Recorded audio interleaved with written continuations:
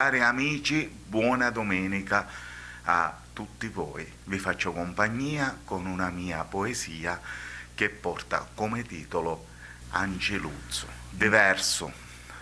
Sto picciriddo è assai diverso. Dicevano quando trasia a scuola appresso. Io stava zitto anche se mi rolia lo petto. Quando spesso ci mancavano del rispetto. Lo sfottiano, l'affenniano, l'ammuttavano.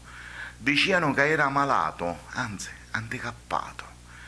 Angelo, a così si chiamava, era speciale. E riria sempre, anche se lo trattavano male.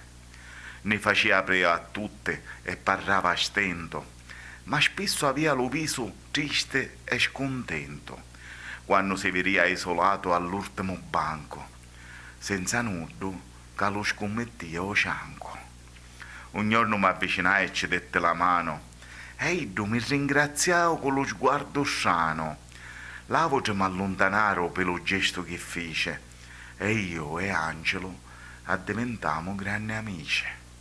Poi finì la scuola e ne persimo di vista, ma lo veria alla precisione in prima lista.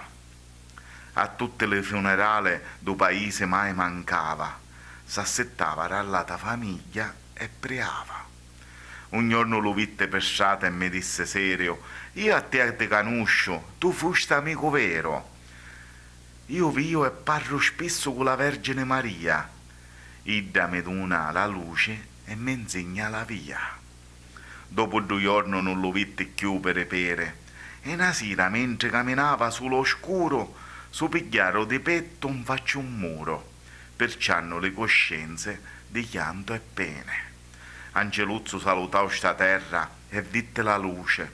S'assetta ora al lato, Signore, mi son croce, e lassavo a nuate un messaggio che vale. Le core non sono diverse, le core sono speciali.